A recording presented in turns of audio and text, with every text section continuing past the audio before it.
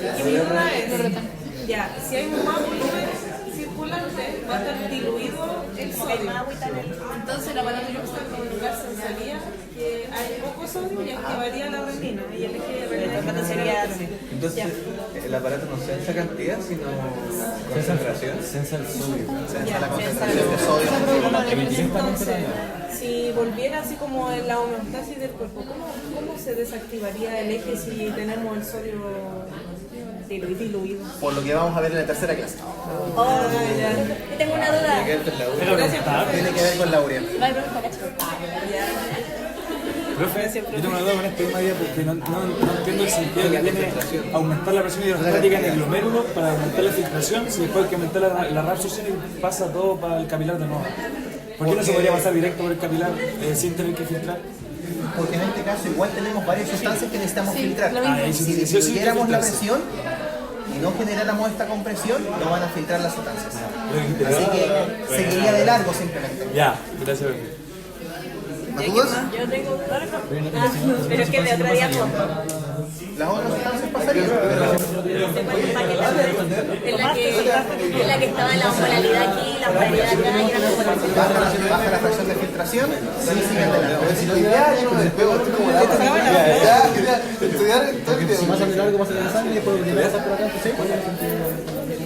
Por eso es un mecanismo que se demora varios días en funcionar.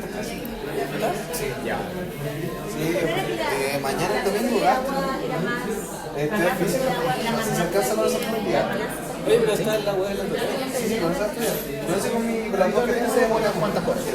Pero cuando hablamos del sodio, se demora varios días. Sí, por ejemplo, como mucho agua. Y tengo demasiado agua en mi cuerpo y demasiado. O sea que el sodio está más diluido. pero físico o otra cosa. Todo. No estudié nada. Si es que superara la capacidad de concentración de los riñones, Yo sentí.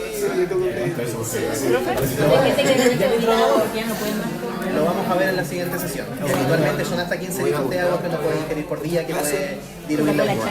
Profe, con la primera pregunta de Ah, pero tú estoy con la hoja. Algo. Pero yo creo que voy a estudiar el gastro. Dale. que la anatremia sería la concentración o la cantidad. La concentración de sodio en la sangre. Oye, ya, no es importante. Es corta. Aumenta la sangre, o sea, aumenta el líquido, la misma cantidad, pero la concentración. La oralidad, ¿sabes? Claro, que se deben llevar los moléculas de agua un poco, ¿no? ¿Cómo? Que debe haber más agua que sal. Entonces cuando como que se reabsorbe el agua se debe llevar más agua que sal. Por eso que con anemia, porque queda menos concentrado ya, sí. Porque si era la cantidad. No, porque ahí hicimos claro. En este caso, en la diabetes insípida, esto no existiría, porque no se puede producir. Entonces, si no hay hormona antidiurética, no tenemos capacidad para rellenar tanto líquido. Vamos a estar orinando muchos litros por día. Si orinamos muchos litros por día, va a aumentar la osmolaridad.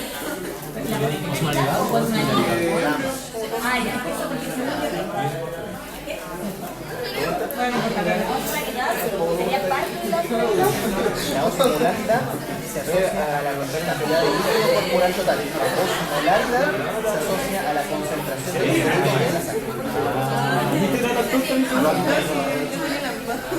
Entonces, osmolaridad soluta la sangre y osmolaridad es el volumen. Entonces, por ejemplo, eso era lo del edema, ¿no? Que ahí estaría aumentando la osmolaridad. Pero no la osmolaridad, igual se aumenta la osmolaridad. Si una persona Depende de la cantidad de agua. Pero por ejemplo, en el caso clínico, Pero sí, la osmolaridad se vería más afectada que la osmolaridad en un paciente con un edema generalizado. pero por ejemplo, ya, en el caso clínico, la persona tendría mayor osmolaridad, que se tiene mayor volumen en el cuerpo, pero menor osmolaridad. Tendría una menor osmolaridad corporal y podría, dependiendo de las concentraciones sanguíneas de los absolutos, una osmolaridad normal o elevada.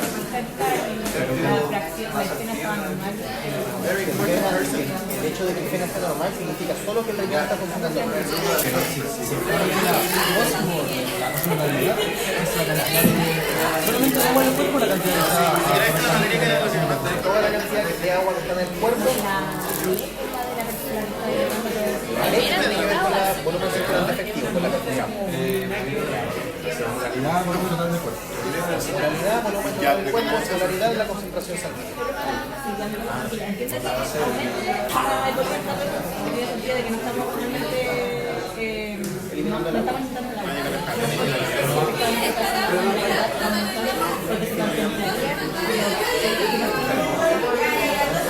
¿Por qué no estoy votando, no? Entonces aumentan ambos, tanto osmolaridad como osmolaridad. ¿Qué pasa, tío? ¿Y en qué momento se puede aumentar la osmolaridad como la osmolaridad? En el caso de que tengamos una ingesta súbita grande de sodio, pero que no sea crónica, podríamos afectar inicialmente la osmolaridad y no la osmolaridad, pero la osmolaridad igual con el paso de los días se va a afectar. Así que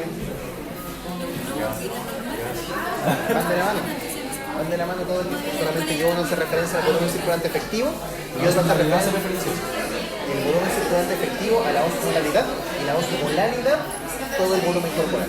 Osmolaridad, volumen circulante efectivo. Porque se relaciona con cómo está nuestro líquido normal. Exactamente. Y depende del sodio, de la cantidad de sodio y la sangre. Osmolaridad solo. Porque es solo uno. Osmolaridad, líquido. Ya, gracias. Problema. ¿Pregunta, Lionel? ¿Qué pasó? No. ¿Bueno? ¿Qué pasó? No puedo contar, pero... ¿Está bien? Cuando terminamos la clase, Vamos a mostrar.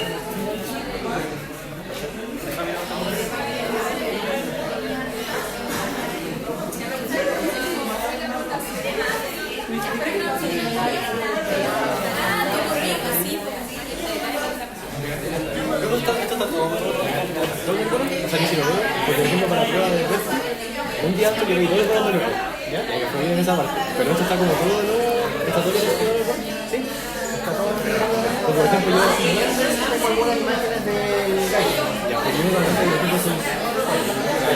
se llaman color que los capítulos, entonces igual es como fácil. Ya. Así es. ¿Cuánto comenzamos ya, bro? En 5 minutos más, a las 11:20. ¿Puedo hacer la lanza? Ya.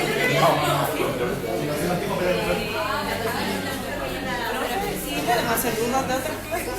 Cuéntame, ¿qué necesitas? Es que hay un esquema de la clase que vimos de potasio que yo y otros compañeros no lo entendemos.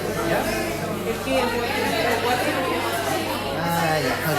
no sé si podrá explicarlo en algún momento porque harto no lo entendimos. En este caso, primero se en el lado izquierdo. El lado izquierdo es el lado que lógicamente hace sentido. El lado derecho es el mecanismo que no hace sentido, porque es el mecanismo inverso, que divide al otro mecanismo. En este caso, lo que yo me quiero explicar es que vamos a tener un mecanismo que va a funcionar de cierta manera, pero que va a tener un sistema para que no se descontrole. ¿Por qué? Porque acuérdate que la cantidad de potasio en sangre es muy acotada, de 3,5%. Entonces, ese freno es para que con el mecanismo compensatorio no nos salgamos del lado. Me causa la duda porque primero era sobre la acidosis. Ya aquí el lado acá tiene mucho sentido, pero como que la acidosis provoca el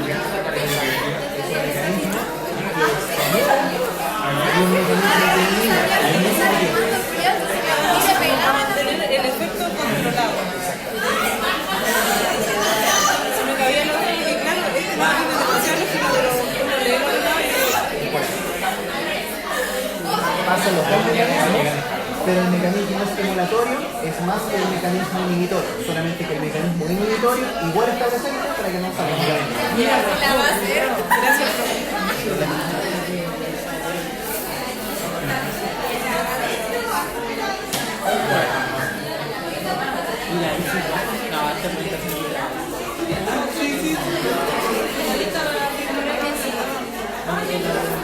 No, sí, te recién la traje.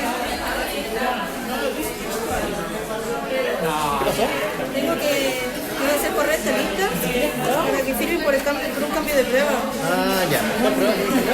Vía estadística. No me afecta. Porque nos topa con la gincana. O sea, tendríamos prueba el martes que viene y el otro martes. La gincana del lunes. Y se acaba el ramo porque la última nota. Vean si pueden cambiarlo, no hay problema.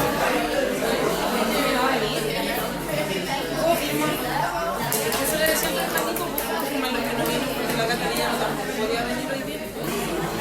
Pero si volvió, igual podemos ver.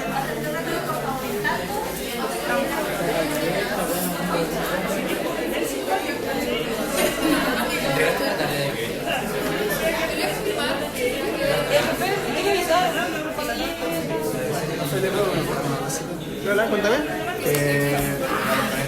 La pregunta de la ADH, si aumentaba mucho la ADH, va a aumentar la accesibilidad. Pero en la pregunta no aparecía como la alternativa, pero esa es la alternativa. ¿Por qué no aumenta la alternativa? O sea, ¿por qué no aumenta la Va a correr una lista para el cambio de prueba de red de estadística. Ahí está la lista corriendo. fundamentalmente la absorción de líquido. Entonces, va a absorber líquido sin absorber sólido. Pero igual el aire de cuenta como otro mecanismo podría ir directamente, pero decía no generaría inversión. Es el caso que la DHT total siempre está como el productor de ADH. Ese esquema que vimos antes era en casos normales, en el que se activaba la DHT la moralidad finalmente. Y a la vez también ha mantenido un poco la moralidad. ¿Y cómo hubiese sido para que la hubiese sido la regulación de la economía de testosterona en caso de una disminución de la cantidad de sodio sensada? ¿Eso pasa? ¿En qué casos hay poca concentración de sodio pero alta concentración de agua? Entonces en este caso estaría tratando sería un ciclo finalmente. Gracias. Vamos a partir a las 25, por si acaso. Quedan 4 minutitos. 4 minutos. Cuéntame. Ya, había otro diapo después de esa de los esquemas que decía que la angiotensina 2 regula a la aldosterona. La angiotensina 2 y la aldosterona tienen mecanismos que son bastante similares, pero la angiotensina 2 estimula la aldosterona y la aldosterona puede ser estimulada por otras cosas aparte de la angiotensina 2, como el aumento de la cantidad de potasio plasmático. Se liberaría aldosterona de manera sola, sin angiotensina, generando más que la contracción de las arteriolas, alteración a nivel tubular. Y ahí vamos a tener una pérdida neta de potasio. Pero si tenemos, por ejemplo, la angiotensina 2 y la aldosterona elevada, se va a reabsorber más sodio, pero el potasio se va a mantener relativamente constante. Ahora, si tenemos solo activación de la aldosterona, vamos a tener pérdida de potasio constante. Entonces no es como que una regula la otra, sino que como actúan se acompañan.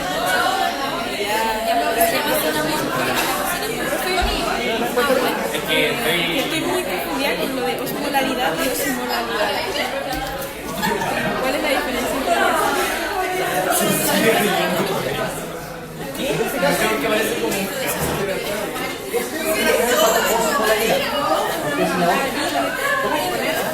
Osmolaridad es osmolaridad plasmática, ¿cierto? La osmolaridad de la sangre. Esto hace referencia a la osmolaridad a la cantidad total corporal. Entonces, acá hablamos de líquido extracelular, líquido intracelular y líquido intravascular. Mientras que acá estamos hablando más que nada de líquido intravascular, de líquido extracelular. Entonces, acá no está líquido intracelular. Acá sí. para modificar el líquido y la presión, modificamos la cantidad de sodio. Para modificar la osmolaridad de toda la célula, modificamos la cantidad de agua.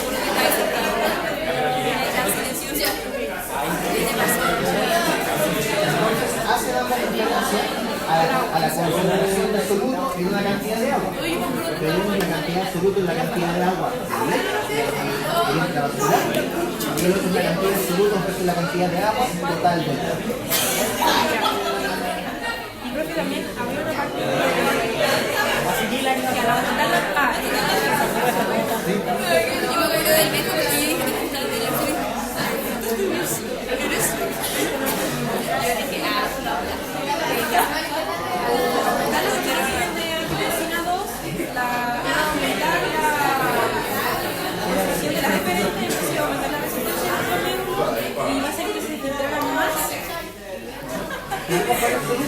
Acá en el túbulo, ¿cierto? Esto es biométrico.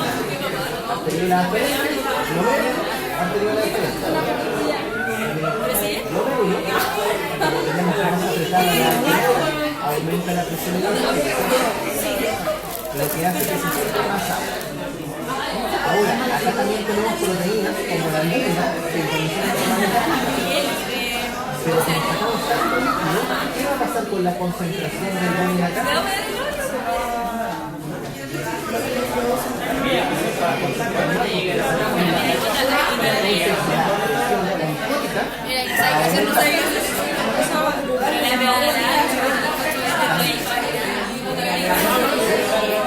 Acá tenemos el anillo capilar que va a tener un aumento en la presión hidroxal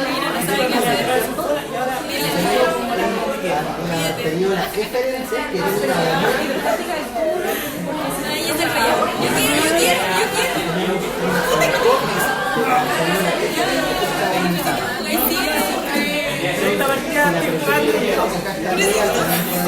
el agua va a tener salida dentro del capilar tubular ahí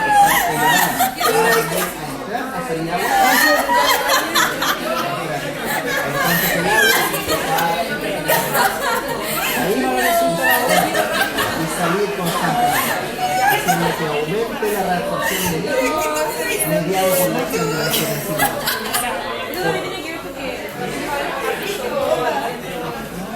Más que nada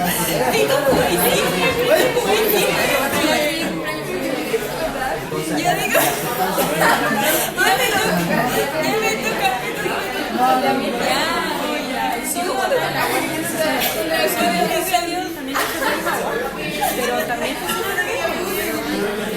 de agua también está pero no es la misma cantidad como pero igual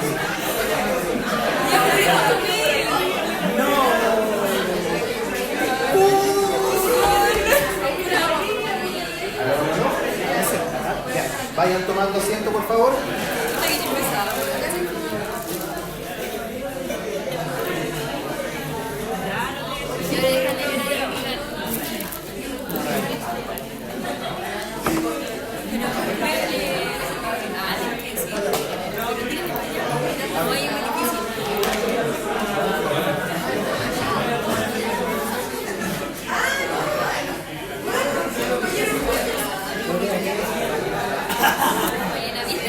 Vamos a hacer una aclaración.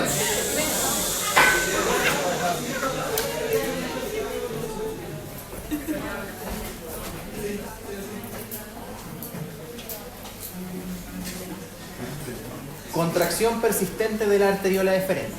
La contracción persistente de la arteriola deferente, en este caso, se dice que es una contracción de más allá de 3 a 5 veces la contracción normal, que puede estar causado por la angiotensina 2 o también por el sistema nervioso simpático.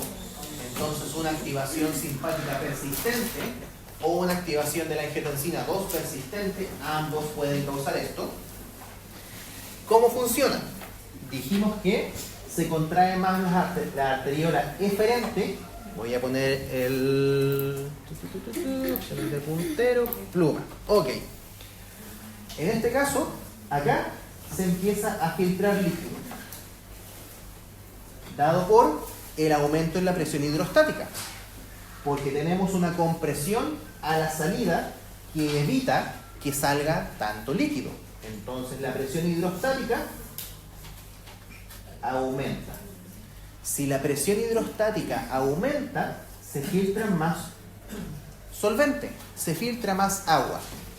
Pero ¿qué pasa acá con las proteínas que no filtran? Como por ejemplo la albúmina, que en condiciones normales no puede filtrar.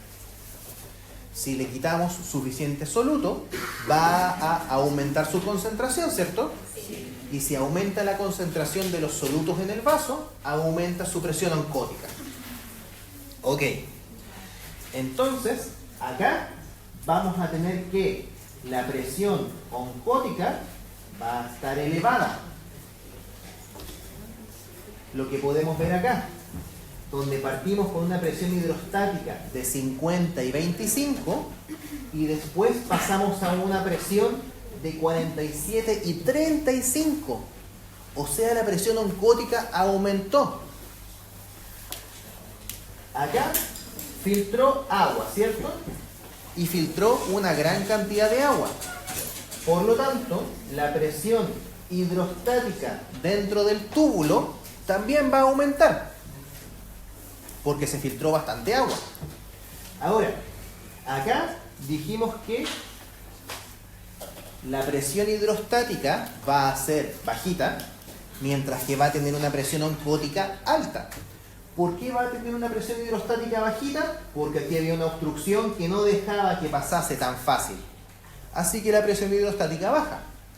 Y tenemos un montón de solutos que no filtraron, pero que ahora están más concentrados, haciendo que nuestra presión oncótica se eleve. Y si tenemos una presión hidrostática del túbulo elevada y una presión oncótica del capilar elevada, esta presión hace que salga agua, ¿cierto? Y esta presión oncótica elevada hace que se recoja agua, haciendo que pueda pasar del túbulo al capilar peritubular. Entonces, este mecanismo ocurre en activación persistente del sistema nervioso simpático y activación persistente del eje renina-angiotensina-aldosterona. ¿Por qué se contrae la arteriola? ¿No sería más fácil dilatar la arteriola para que simplemente pase todo el líquido y lo reabsorbamos y así rescatemos más líquido aún? Exactamente. Si hiciéramos eso, no habría presión para que se genere la filtración. Así que con este mecanismo mantenemos la capacidad de filtración del riñón al mismo tiempo que aumentamos el rescate del líquido. Ya.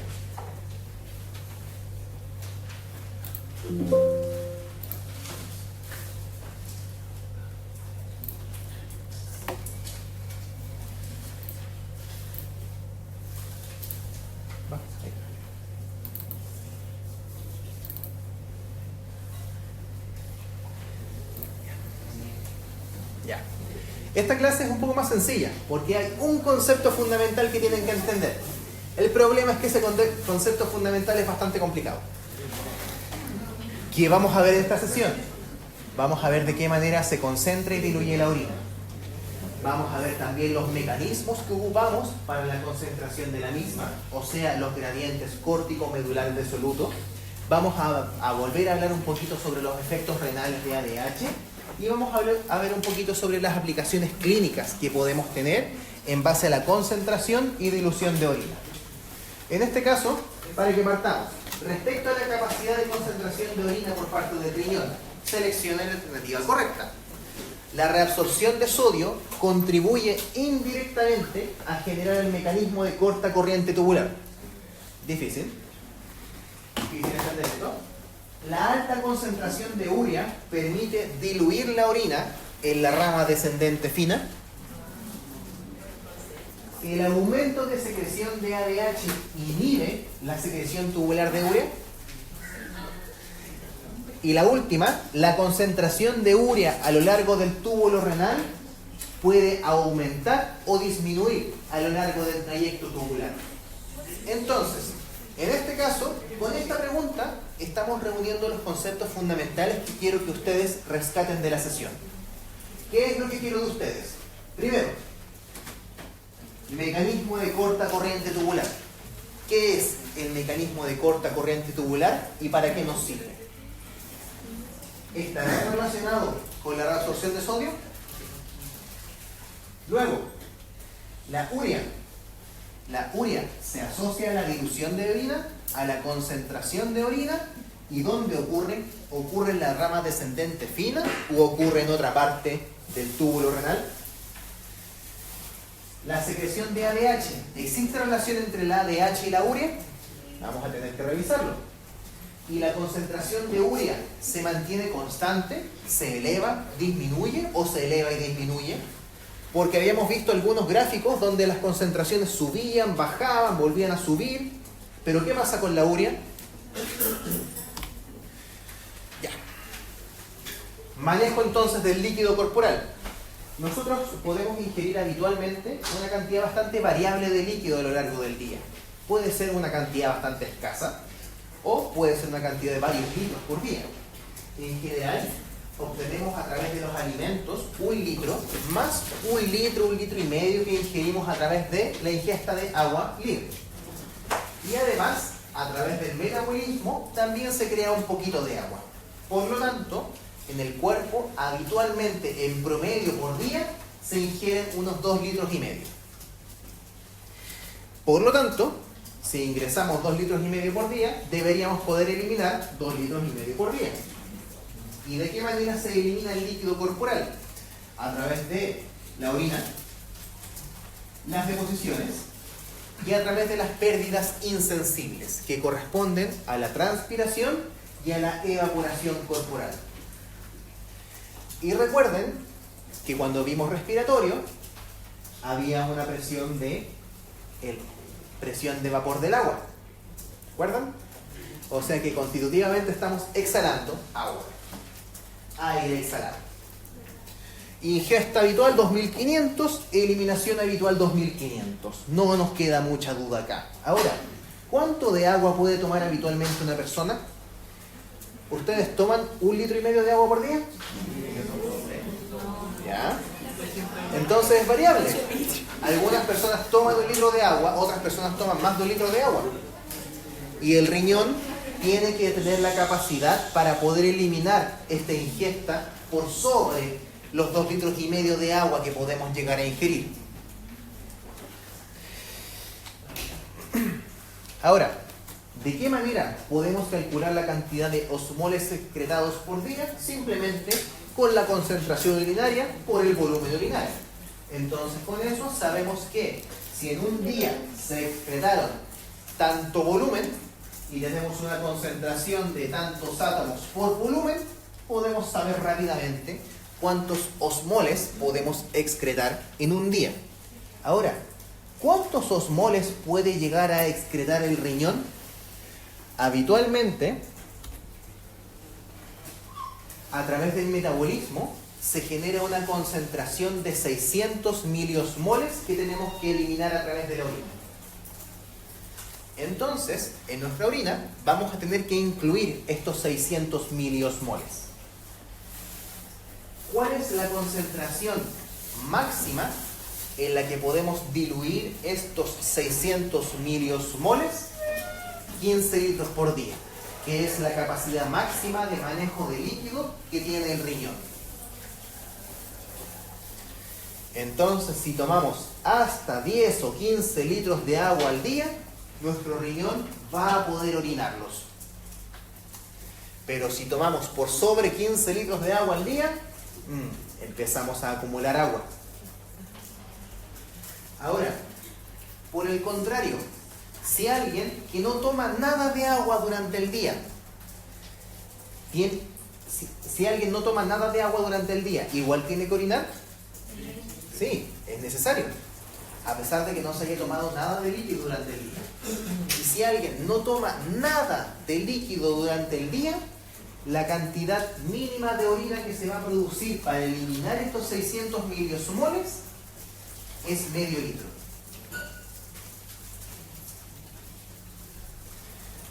Por lo tanto, si alguien orina menos de 500 cc en un día, está acumulando miliosmoles. Está acumulando sustancias que no deberían acumularse. Así que el rango de la capacidad urinaria de nosotros los humanos va entre 0,5 al día y 15 litros al día. Esto, la capacidad para concentrar la orina, depende de nuestras nefronas y fundamentalmente de las ramas finas. Mientras más largas sean las ramas finas, más capacidad para concentrar la orina tenemos.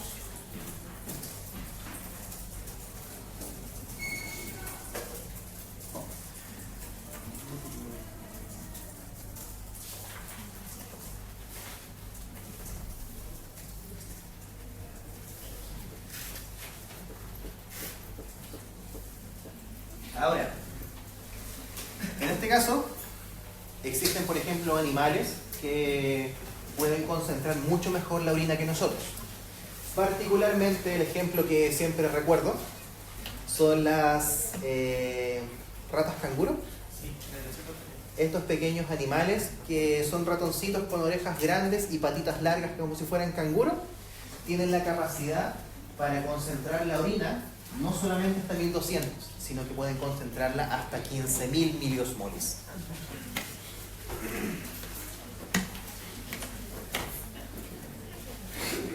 Así que va a depender de la estructura de nuestros riñones qué tanto podemos concentrar la orina. Ahora, ¿qué pasa con nosotros durante un día normal? Durante un día normal vamos a ingerir cierta cantidad de líquido y vamos a eliminar cierta cantidad de orina. Nosotros acá podemos ver en un gráfico excreción de solutos en la orina, flujo de orina y osmolaridad. Entonces, si tomamos 1 litro de agua, nuestra osmolaridad plasmática va a disminuir porque se diluyeron la misma cantidad de átomos en una cantidad mayor de líquido. Entonces, inicialmente nuestra osmolaridad plasmática va a disminuir y a la par, como baja la osmolaridad plasmática, nuestro flujo urinario va a empezar a aumentar. Porque queremos eliminar este litro de agua.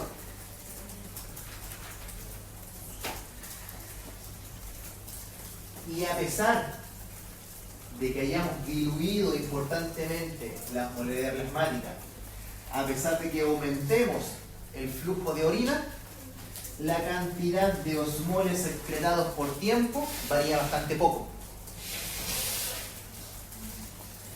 Así que nosotros constitutivamente estamos eliminando cierta cantidad de osmoles y la cantidad de líquido va a influir poco sobre nuestra capacidad para eliminar osmoles.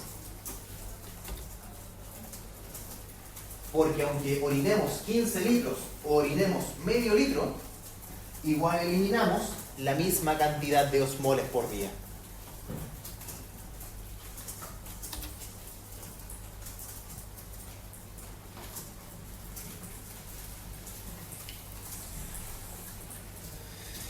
Entonces,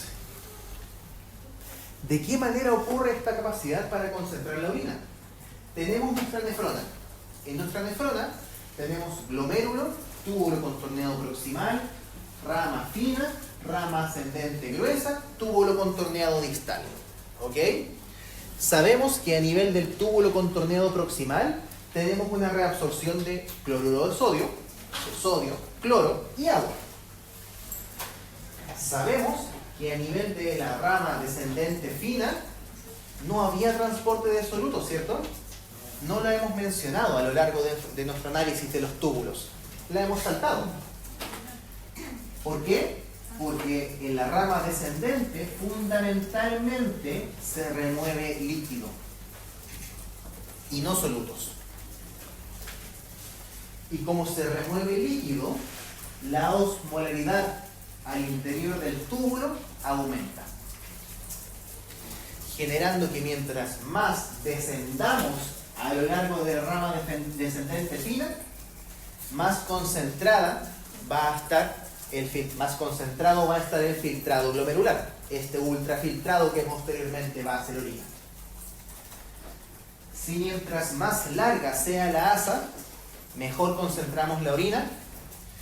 ¿Cuáles nefronas concentran mejor la orina? ¿Las corticales o las medulares? Las medulares.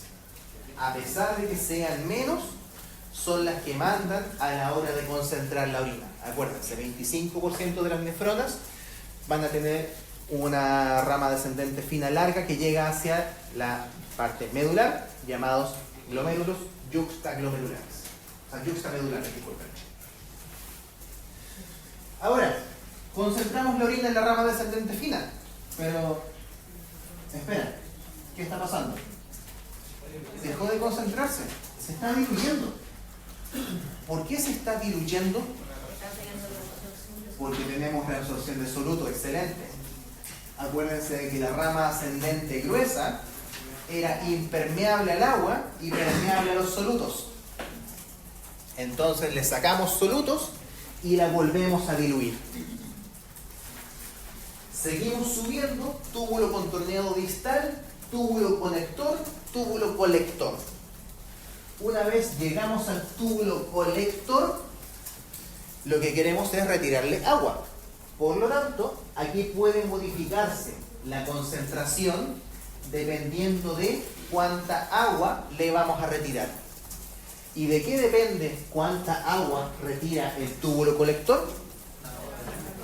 Del ADH.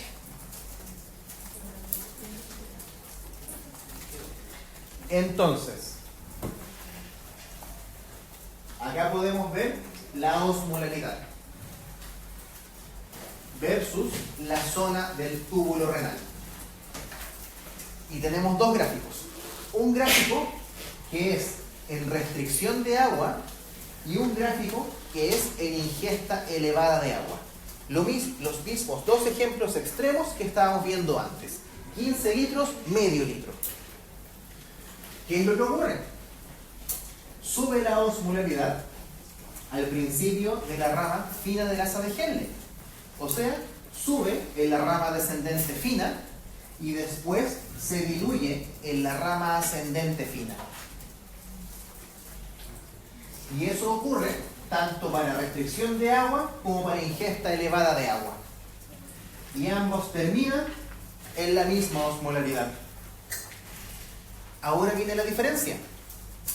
Posteriormente a la rama fina y la rama gruesa, que también es un sector dilutor, en el túbulo contorneado distal, túbulo colector y túbulo colector medular, vamos a tener una retirada diferencial de solutos y agua para generar que ante una restricción de agua se eleve en el túbulo contorneado distal, se mantenga en el túbulo colector cortical y aumente exageradamente en el túbulo colector medular, donde más efecto van a tener las acuaporinas. Pero ¿qué pasa si ingerimos demasiado líquido? Si ingerimos demasiado líquido, no necesitamos concentrar tanto la orina, sino que solamente necesitamos eliminar los miliosmoles que ya tenemos. Entonces, se empieza a diluir, generando una diuresis acuosa, una orina poco concentrada. ¿Cuándo pasaba eso? En la ingesta elevada de agua, cuando ya tenemos demasiada agua y no queremos retener más líquido. Por ejemplo, un paciente que por alguna razón está tomando 10 litros de agua todos los días, su orina va a estar muy poquito concentrada.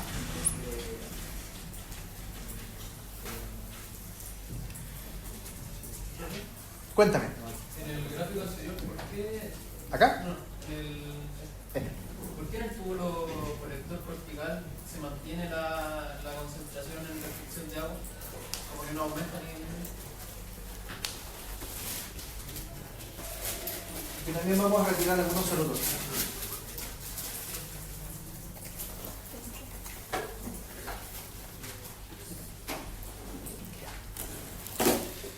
Entonces, ¿qué es lo que logra hacer que concentremos la orina? ¿Qué es lo que logra hacer que en el fondo de la rama descendente fina la osmolaridad sea elevada? La urea. La urea es un producto de desecho metabólico que se genera a partir del metabolismo de LNH. Entonces, el NH4 pasa por un montón de procesos para finalmente terminar en urea. La urea tiene niveles de la sangre que pueden ir entre 2,5 y 6. Ahora, una elevación de la urea nos dice que hay algún problema en los riñones. Pero si se eleva en 10, 15, 20, 50, no podemos cuantificar cuánto daño renal hay. Solamente sabemos que existe.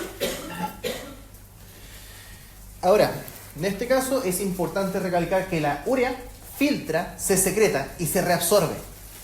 Por eso es tan útil, por eso es tan versátil para la concentración de la orina. En este caso, traje de nuevo nuestro gráfico amigo. En este gráfico podemos ver la concentración de las sales que ya hemos revisado, sodio, potasio, cloro. Podemos revisar el bicarbonato, que lo vieron con el doctor Humérez, y glucosa, proteínas y aminoácidos. Ahora lo que nos falta sería interpretar la urea. La urea sería esta línea negra. Déjeme poner el puntero láser. Acá. La urea sería esta línea negra, que en el túbulo proximal se concentra levemente, en el asa de Henle incrementa su concentración y después sigue concentrando. Pero ¿qué nos dijimos? Que en el túbulo distal y en el túbulo colector se tendía a... Disculpen, no habíamos dicho que en el asa de Henle tenía una zona donde se tendía a diluir la osmolaridad tubular. ¿Cómo puede disminuir la osmolaridad tubular al mismo tiempo que aumenta la concentración de urea? Porque se están retirando otros solutos que están siendo reemplazados por urea.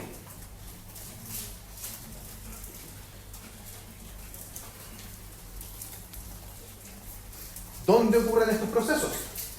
Primero, en este caso a nivel del túbulo contorneado proximal se reabsorbe un 50% de la urea. Pero acá tenemos dos nefronas, ¿cierto? No tenemos una única nefrona como habitualmente estamos acostumbrados, sino que tenemos una nefrona con asa de Henle cortita y una nefrona con asa de Henle larga. Tenemos una nefrona cortical y una nefrona yuxtamedular. En la nefrona yuxtamedular ocurre principalmente el tránsito de la urea, donde vamos a poder tener secreción a nivel de la rama descendente fina y rama ascendente fina. Por lo tanto, se genera una secreción de urea al mismo tiempo que esto se está diluyendo. Y posteriormente se va a terminar reabsorbiendo 70% a nivel del túbulo colector medular y se elimina más o menos 40% de todo lo que filtramos. Por lo tanto, la urea es importante, pero igual podemos perder bastante. ¿De qué manera ocurre entonces esta reabsorción y secreción? Ocurre a nivel del túbulo contorneado proximal, rama descendente fina y rama ascendente fina. En este caso, a nivel del túbulo proximal, fundamentalmente va a ser a través de vía paracelular, y la vía transcelular, lamentablemente, nuevamente, no sabemos cómo ocurre.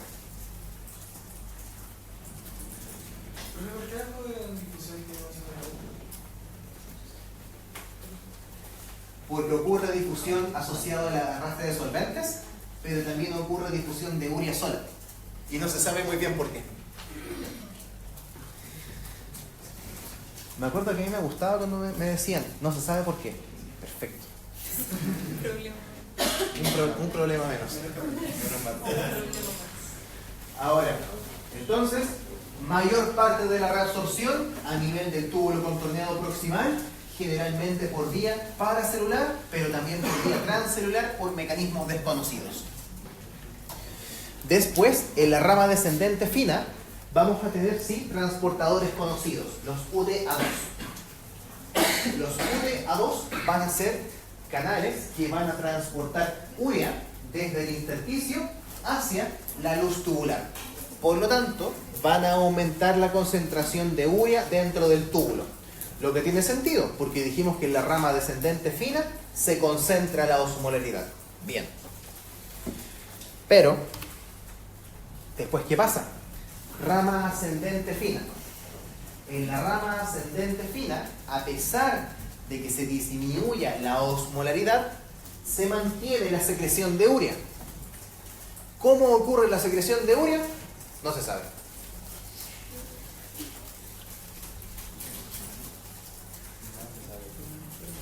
No se sabe el mecanismo. No se conocen los canales. Solamente se ha visto que hay tránsito de urea. Y que es un tránsito transcelular. Entonces, en la rama ascendente fina, igual estamos aumentando la concentración de urea al mismo tiempo que disminuimos la osmolaridad. Luego, en el conducto colector, dijimos que mayoritariamente va a ser en el conducto colector medular interno. Acá.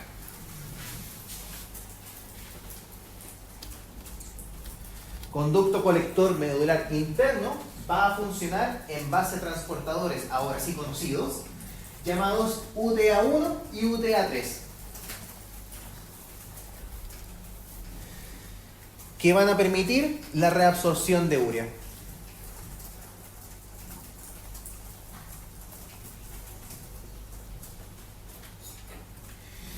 Generando que acá podamos ver corteza, médula y médula interna y la concentración de los solutos que se encuentran en el túbulo, donde podemos ver que una vez llegamos al túbulo colector, las concentraciones de sodio y cloro tienden a mantenerse estables versus las concentraciones de urea que siguen modificándose.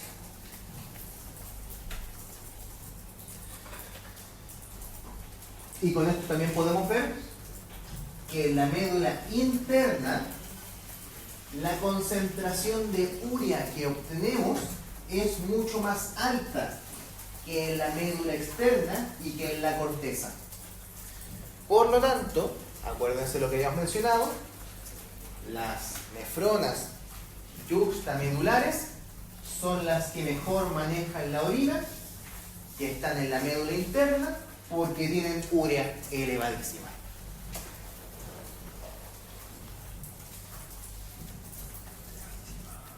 Pero en la médula no se reabsorbía, ¿sabes? ¿Sí? En este caso estamos viendo la concentración que vamos a encontrar dependiendo de la distancia hacia el vértice de la médula.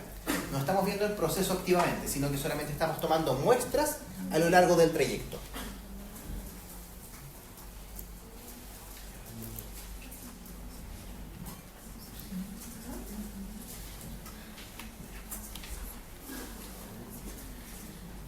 Acá, ¿qué podemos ver? Flujo de orina versus urea excretada. La cantidad máxima de urea que podemos excretar llega a un plató. No sigue elevándose a pesar de que aumentemos el flujo de orina. ¿Por qué? Porque el cuerpo necesita la urea. Necesita la urea para generar la concentración de orina. Entonces, no queremos que el cuerpo, a través del flujo de orina, se lleve toda la urea. Ahora, en condiciones normales, dijimos que el débito urinario era más o menos 2 litros.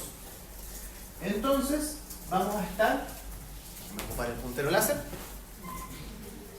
vamos a estar más o menos a esta altura. Y si seguimos tomando agua, por más que tomemos agua, no vamos a excretar exageradamente urea, pero sí va a aumentar constantemente hasta cierto plató.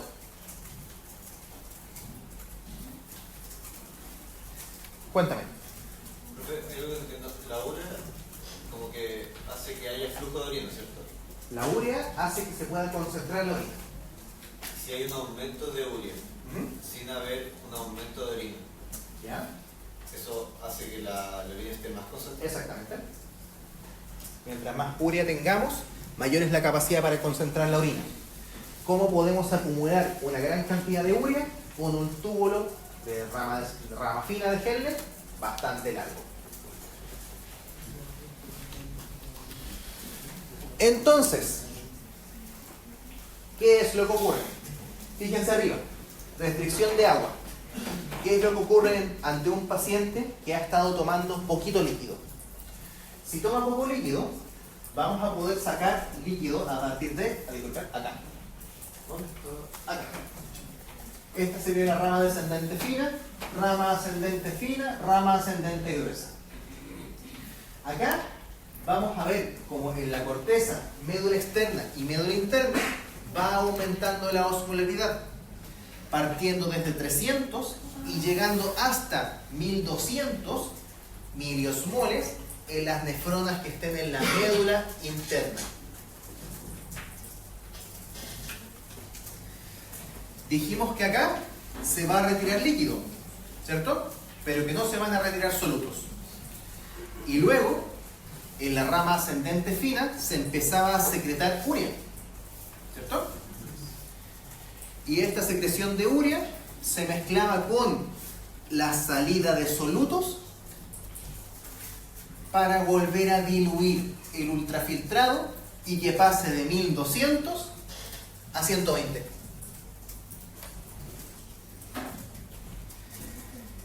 Una vez este ultrafiltrado se le retiraron los solutos que eran importantes y quedó solamente con una osmolaridad dependiendo de la urea y de algunas otras sustancias en niveles de traza, vamos a poder empezar ahora a retirar líquido, haciendo que aquí quede poquito sodio, poquito cloro, poquito potasio, poquito magnesio, pero abundante urea. Y como le quitamos agua, aumenta la osmolaridad hasta la osmolaridad de la orina que estamos eliminando. Entonces, en un paciente con restricción de agua, la orina va a salir bastante concentrada, 1200 miliosmoles. ¿Y de dónde salió esta urea que secretamos acá?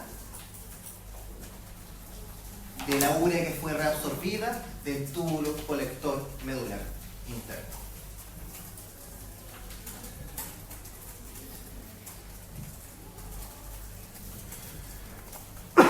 Disculpen. Ahora, ingesta baja de agua, ingesta elevada de agua. ¿Tenemos una gran necesidad de concentrar la orina si estamos tomando abundante líquido? No, la orina va a salir más bien diluida. Entonces, 300, el túbulo contorneado proximal parte con 300, se aumenta la concentración, pero parece que no concentramos tanto. ¿Por qué pudimos no haber concentrado tanto? Porque la concentración de urea no era tan alta. Concentramos, ahora empezamos a secretar urea y a eliminar solutos rescatables. Intercambiamos hasta que volvemos a nuestra osmolaridad de 120 que está en el túbulo conector. Y una vez llegamos al túbulo conector, pasamos al colector, que es sensible a las o sea, es sensible al ADH a través de la acción de las acuaporinas. Pero en este caso, si estamos tomando abundante líquido, ¿será necesario el ADH? Así que se va a retirar poquita agua, generándose una osmolaridad urinaria bastante baja.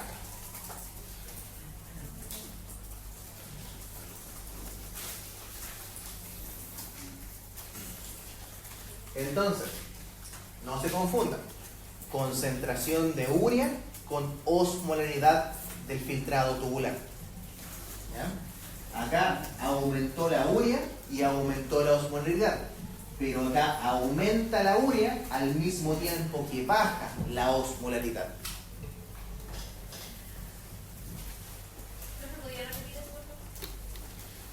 En este caso, a nivel de la rama descendente fina, se le saca líquido. Se le saca líquido, se concentra. Ahora, cuando vuelve a subir, por la rama descendente fina, tenemos una secreción de urea, ¿cierto? Al mismo tiempo que tenemos salida de solutos. Entonces, entra urea, sale soluto. Entra urea, sale soluto. Haciendo que, a pesar de que aumente la concentración de urea, igual disminuye la osmolaridad. Pero, profe, ¿esto es en caso de que tengamos una digresa acuosa? ¿O las dos? En las dos. Acá pasamos de 1200 a 120 y en la otra pasamos de 500 a 120.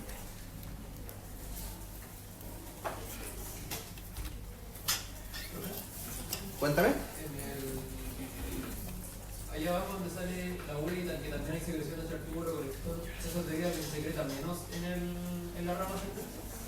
Esto es debido a que existe algo llamado el barrido de urea, que es que cuando tenemos demasiado arrastre de líquido a través del túbulo, se tiende a llevar un poquito de urea.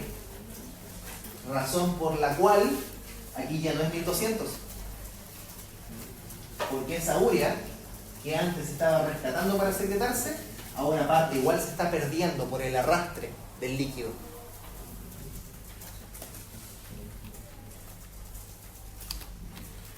Entonces, conceptualmente mismo gráfico que ya habíamos visto, pero ahora aplicándole unidades.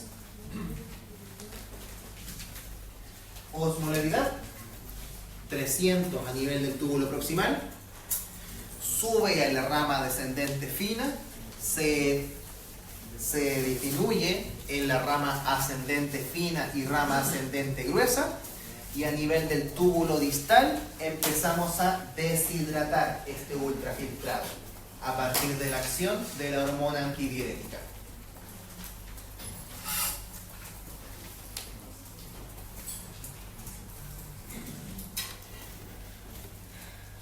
Ahora, ¿por qué acá se genera 1200? ¿Cómo logramos concentrar tanto la osmolaridad en esa zona? Por la urea. Porque la urea tiene algo especial. Tiene algo llamado un mecanismo de corta corriente. ¿Qué es un mecanismo de corta corriente? Conceptualmente, la manera más sencilla que tuve yo durante la universidad para comprender el mecanismo de corta corriente fue cuando me lo explicaron con pingüinos. Los pingüinos tienen sus patitas de pollo, ¿cierto? Bastante delgadas.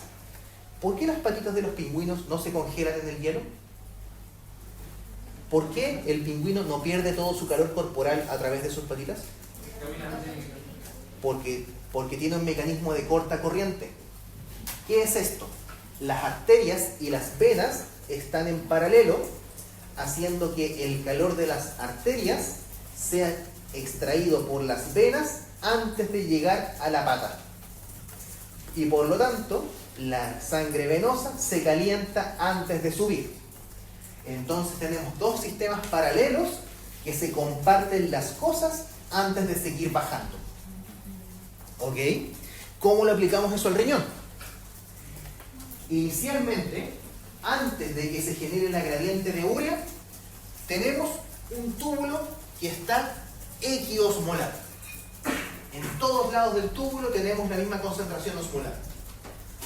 Pero ¿cómo se genera esta gradiente entonces? Porque recuerden que habíamos dicho que la rama ascendente gruesa es impermeable al agua, pero permeable a los solutos, ¿cierto? Entonces, en la rama ascendente gruesa, activamente se le sacan solutos. Lo que podemos ver acá.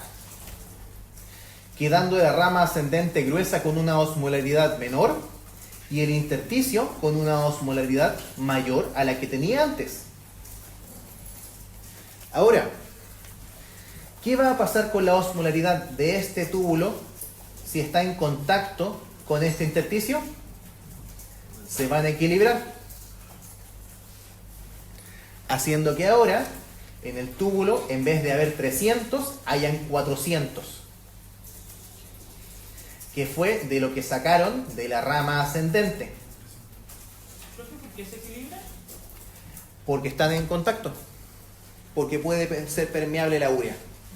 Acuérdate que la urea, en el túbulo contorneado proximal, era más que nada paracelular asociado a solventes. Entonces, como es paracelular asociado a solventes, se equilibra la osmolaridad. Y ahora, acá llegaron 400, en vez de haber llegado 300. Llegaron 400 y hacemos nuevamente la función de la rama ascendente gruesa, que es sacar solutos y mantener el líquido. Pasando ahora a que en vez de 400, 400, 400, tengamos una zona del fondo del asa de Henle mucho más concentrada. Y acá vamos a seguir extrayendo solutos, lo que a su vez va a aumentar la osmolaridad del túbulo contorneado proximal y la rama descendente. Lo que finalmente, si se repite muchas veces, termina generando la osmolaridad de las nefronas yuxtamedulares. Entonces, por corta corriente, llega, pasa, se filtra y vuelve a pasar, y vuelve a pasar, y vuelve a pasar, y vuelve a pasar. Si lo hacemos varias veces repetidamente, alcanzamos la osmolaridad que tenemos en el riñón normal. Cuéntame. Si en la rama ascendente hay menos molaridad, ¿por qué sale? Porque en este caso tenemos canales que activamente sacan solutos. Ah, ya. ¿Cómo?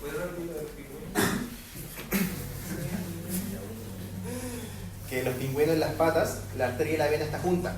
Entonces, la sangre que baja calientita se mezcla con la sangre que viene subiendo fría, haciendo que el calor vuelva inmediatamente a subir en vez de tener que llegar hacia las patas. Corta corriente. ¿Ese mecanismo no ocurre también en el vaso recto? Es que en este caso, los vasos rectos son los vasos que van a viajar y van a llegar hasta las nefronas yuxtamedulares. Entonces los capilares peritubulares que tenemos acá son los capilares peritubulares que se crean a partir de los vasos rectos, que descendían hacia las profundidades de la médula.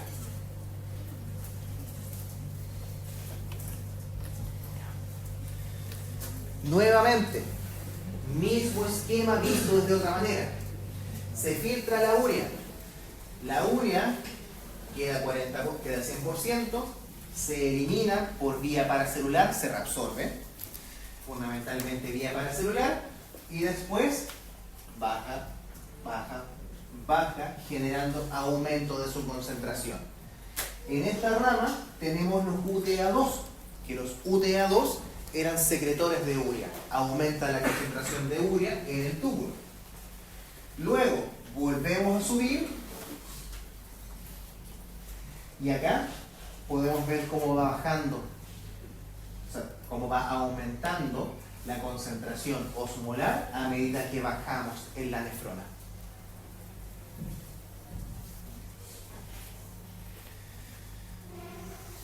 Y estos UTA1 y UTA3 eran los encargados de la reabsorción.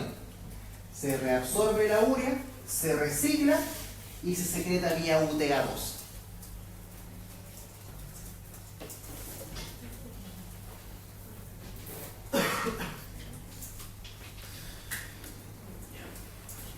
Entonces, urea. Si a este circuito le agregamos ADH, afectamos el túbulo colector y modificamos la concentración de la orina. Pero el fundamento de por qué podemos concentrar la orina es la rama fina del asa de Henle. Ahora, ¿de qué manera podemos regular la osmolaridad urinaria? Dijimos, a través de la ADH. La ADH va a tener distintos efectos a partir del lugar de la nefrona donde estemos mirando. A nivel del túbulo contorneado proximal, vamos a tener que no hay efecto de la ADH. Lo mismo con el recto proximal, rama descendente fina, hasta los túbulos colectores, donde el túbulo colector por sí mismo tiene una pequeña permeabilidad al agua, pero con ADH tiene una permeabilidad al agua que crece más de 10 veces, más de por lo menos casi 100 veces. Lo mismo con el conducto colector medular externo y medular interno, pero en menor medida, aunque también responden ante la función de la antidiurética.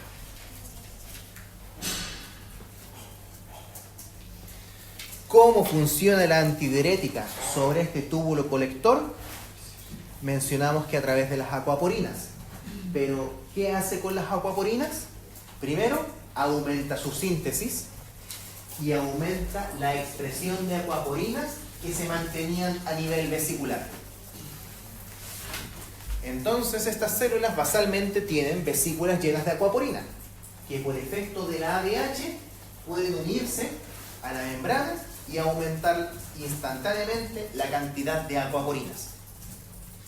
Y además va a generar transcripción de los genes para la síntesis de acuaporinas.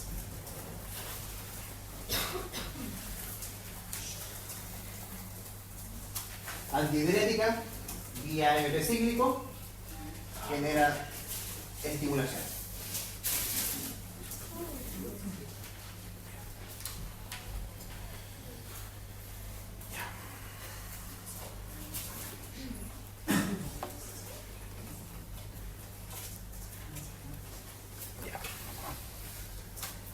¿Qué otras funciones tiene la ADH? Porque hasta ahora solamente hemos hablado sobre las acuaporinas, que si bien es la principal función, no es la única. En este caso, vamos a también estimular el cotransporte a través del NKCC, en la rama ascendente gruesa, y además el reciclado de potasio. Por lo tanto, la ADH va a promover la reabsorción de sodio indirectamente por estimulación de la NKCC. A nivel del túbulo colector cortical, va a estimular también la reabsorción de sodio mediante la estimulación de los ENaC. Y a nivel del túbulo colector medular, vamos a tener la estimulación de los UTA1 y los UTA2.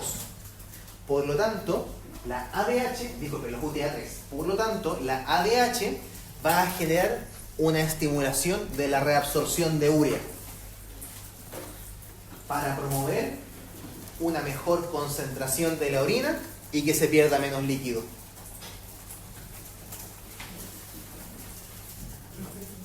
Entonces podríamos decir que la ADH de manera directa e indirectamente promueve la reabsorción de sodio y urea. Exactamente.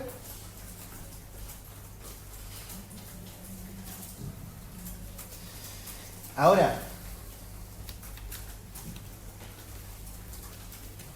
¿cuáles son los solutos que estamos sacando en la rama ascendente gruesa para poder generar la gradiente de urea?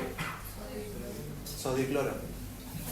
Entonces, ¿el transporte de sodio a nivel de la rama ascendente gruesa influye sobre la capacidad para concentrar la orina? Exacto.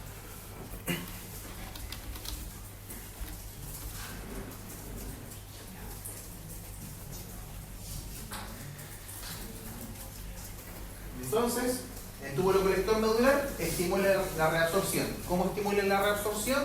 Por la estimulación de los UTA1 y UTA2. O sea, UTA3, disculpen, dale con UTA2.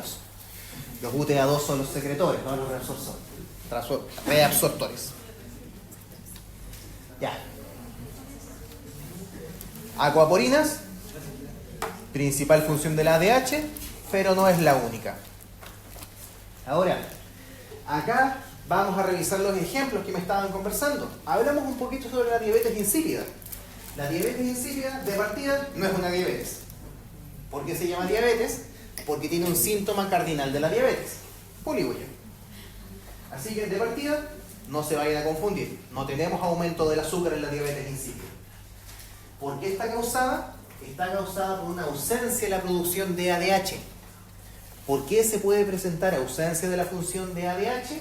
Porque quizás se dañó la neurohipófisis, se dañó el hipotálamo o se cortó la conexión entre el hipotálamo y la neurohipófisis. Existe algo llamado el síndrome de Sheehan. SHE 2E HAN. El síndrome de Sheehan es una enfermedad que afecta a las mujeres embarazadas. Las mujeres embarazadas tienen una hiperplasia de su hipófisis, porque tienen que producir bastantes hormonas. Ahora, eso significa que requiere un flujo sanguíneo mayor.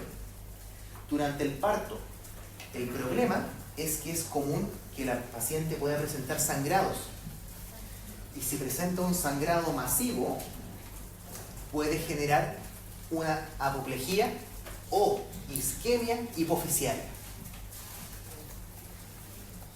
Y si hay una isquemia hipofisiaria, vamos a afectar todas las hormonas que se producen por la hipófisis.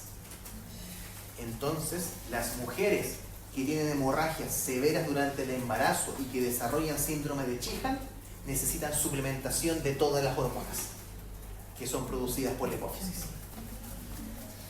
La ADH es bastante particular porque los canisters de ADH son inhalatorios y se usan a través de la nariz.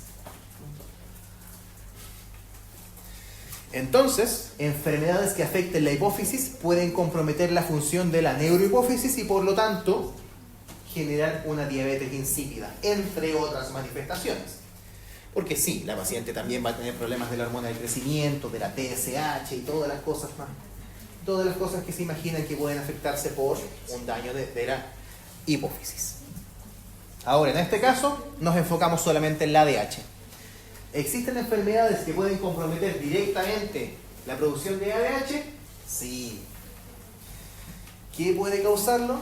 Hay infartos del hipotálamo, accidentes vasculares pequeños hipotalámicos, que pueden a veces comprometer el núcleo supraóptico, generando problemas en la síntesis de ADH.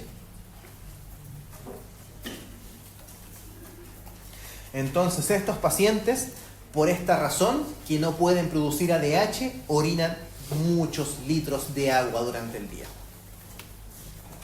Ahora, eso no pasa también con la gente que toma mucha agua. ¿Ok? Pero, ¿ustedes toman más de 10 litros de agua al día? Sería difícil. A no ser que desarrollen algún problema de salud mental, como trastorno obsesivo compulsivo o trastorno de ansiedad importante, que puede manifestarse por polidipsia psicógena. Polidipsia psicógena, comité creativo, por favor. Tiene mucha sed por una causa psicológica, porque él piensa que tiene mucha sed. Entonces son pacientes que a propósito beben cantidades elevadas de agua. Habitualmente se manifiesta con gente que toma desde los 10 litros de agua al día, de manera crónica. Entonces, ¿por qué se va a manifestar si toma una cantidad elevada de agua al día? Poliuria, polidipsia psicógena, porque en realidad no tiene sed, pero siente que tiene sed constantemente. Y también pueden cursar con hiponatremia. ¿Por qué? Porque se diluye, tan simple como eso. Bien. Porque se diluye con la cantidad de líquido que introducimos. Y la producción de ADH En este caso, si tenemos tanto volumen que estamos orinando mucho, la ADH no va a hacer mucho efecto. Entonces va a estar en niveles normales o especialmente bajitas. Y dijimos que si un paciente presenta una diuresis demasiado acuosa, se lleva la urea. Acá. Si tiene una diuresis demasiado elevada, se termina llevando la urea. Y si se termina llevando la urea, ¿qué va a pasar con esta concentración? Disminuye. Entonces, los pacientes con polidipsia psicógena, ¿tienen la misma capacidad para concentrar la orina que el resto de las personas? No. Cuando se les pasa el cuadro, tienen que tomar paulatinamente menos agua. No sirve que de un día para otro empiecen a tomar una cantidad normal porque no tienen la capacidad para concentrar la orina. Así que si los tratamos diciéndole, no, tienes que tomarte 2 vasos de agua en vez de los 10 litros, el paciente va a seguir con poliuria por varios días. Porque perdió la capacidad para concentrar la orina por el barrido de la urea. ¿Eso se recupera? Se recupera paulatinamente. Pero si de la nada hacemos que este paciente que estaba tomando 10 litros de agua al día y orinaba 10 litros de agua al día, le damos ahora 1,5 litros de agua al día y sigue orinando 5, se nos va a deshidratar. Y nos va a empezar con hipernatremia y con otros problemas. Así que por eso la polidipsia psicógena tiene que ser tratada progresivamente, bajando la ingesta de agua de manera lenta.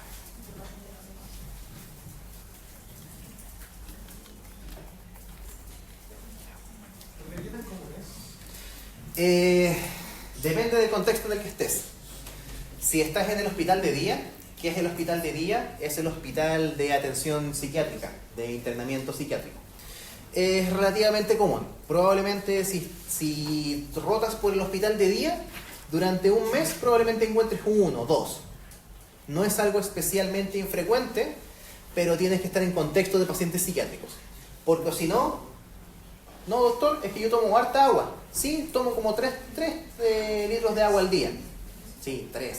En realidad 3 por 3 tomadas. Entonces, solamente lo vamos a pesquisar ya en pacientes que tengan problemas para la concentración de orina, habitualmente pacientes jóvenes con problemas ansiosos que súbitamente están deshidratados y con hipernatremia y que no tiene mucho sentido. No, doctor, es que yo antes tomaba mucha agua, pero hace un par de semanas estoy tomando una cantidad más baja. Ah, incapacidad para concentrar la orina. ¿Más dudas? Entonces, respecto a la capacidad para concentrar la orina, la reabsorción de sodio contribuye indirectamente a generar el mecanismo de corta corriente tubular.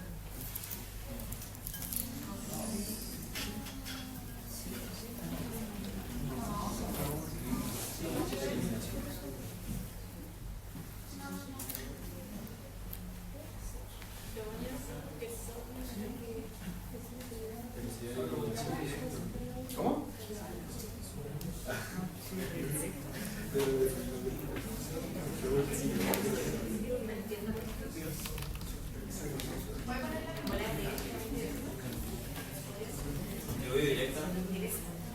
En este caso, sería más que nada por vía indirecta, ¿ya? Porque es la reabsorción de sodio genera la capacidad que tenemos para concentrar la urea.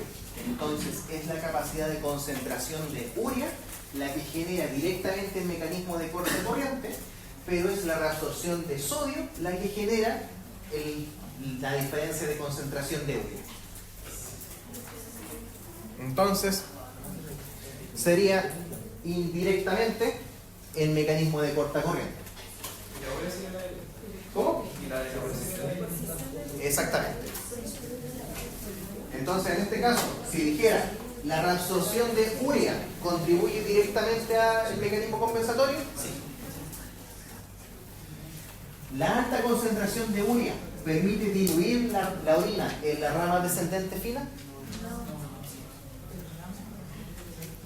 La concentración de urea diluye la orina en algún lugar.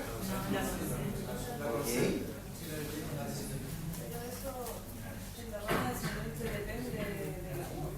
la rama descendente fina se concentraba y en la rama ascendente fina se diluía. Pero entonces la descendente podría ser producto concentrador. ¿Cómo? O sea, quitar la porción dilutoria, el ascendente, eso por parte de la... Exactamente. La rama ascendente fina sería parte de la porción dilutoria.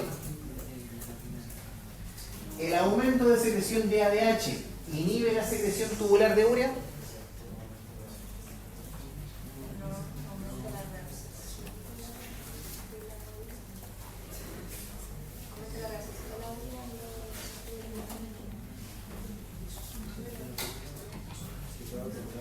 Dijimos que la ADH, disculpen, acá está. ¿Qué hace? Aumenta la reabsorción de la urea. Aumenta la reabsorción de la urea.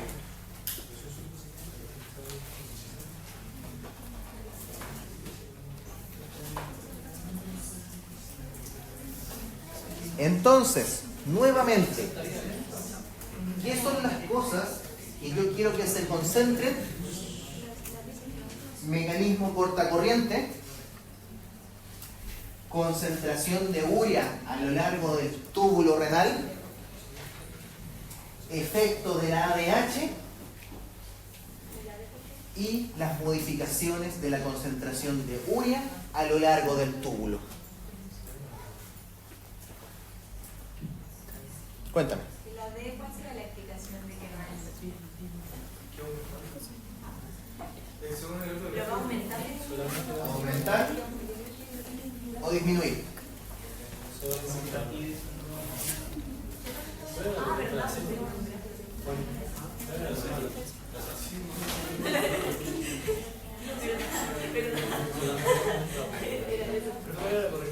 ¿Qué pasa con la urea?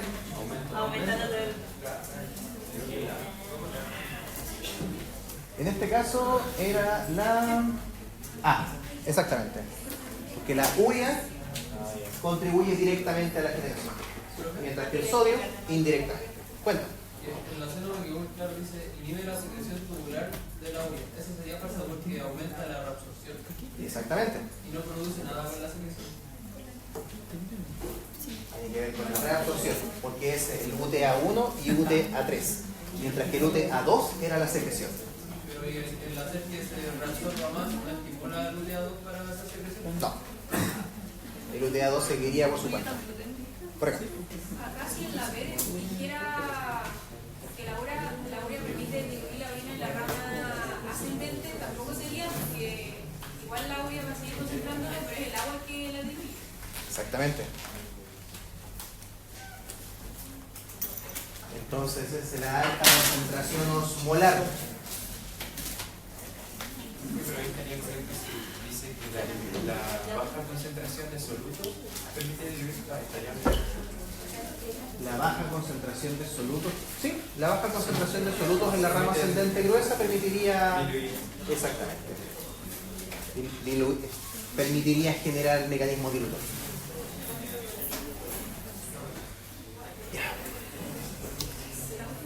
Chicos, esto fue hecho en base al capítulo 36 y al capítulo 40. Pero también el mecanismo corta corriente no está en el borón. Sí, está. ¿Está? Sí. Y pero es una plana. No, sí, por eso, no me servía, era demasiado por encima. Así que, en este caso, revisé el Guyton, que tiene en la página 369 una explicación en texto de 2 planas de cómo funciona el mecanismo cortacorriente.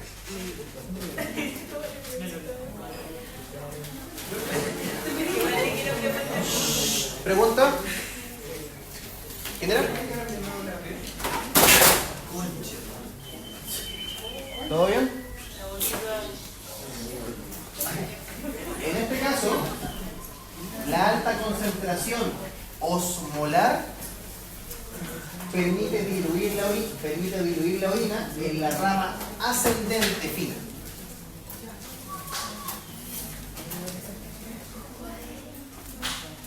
Entonces, si solamente cambiamos de descendente a ascendente, ¿qué le por aquí? Tendríamos que agregar osmolar para que no tuviéramos preguntas durante la prueba. Exactamente, sería la osmolaridad. Y aparte de ramas ascendentes. Exactamente. Ya, chicos. Son las 12. Ah, perfecto, terminamos temprano. Ya. Antes de que se retiren, me llegaron solicitudes para ver si hay la posibilidad de hacer una sesión de preguntas, como la vez anterior. Entonces vamos a ver dentro de lo posible para hacerlo el próximo miércoles. ¿Ya? Ahora, me dijeron que el miércoles ustedes tienen clases solamente en la mañana, pero electivos en la tarde. ¿Los electivos a qué hora terminan más o menos?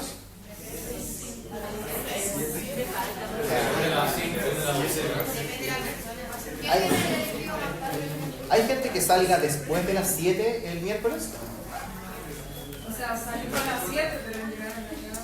Ya.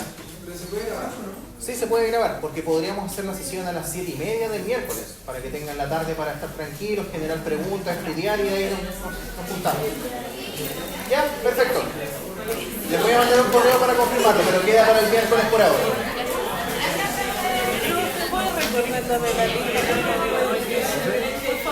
Chicos, recuerden firmar la lista que está circulando para hacer el cambio en una prueba de bioestadística. ¿Por qué la ley no podía hacer acá? O sea, yo pensé la ley Aumenta constantemente la diferencia. Solamente.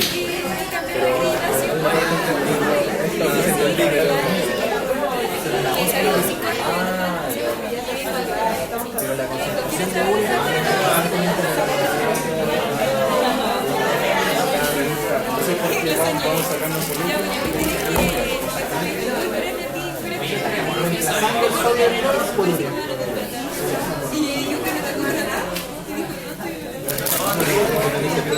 ¿Esta es la lista de asistencia? Asistencia y la que tiene la EVA es la que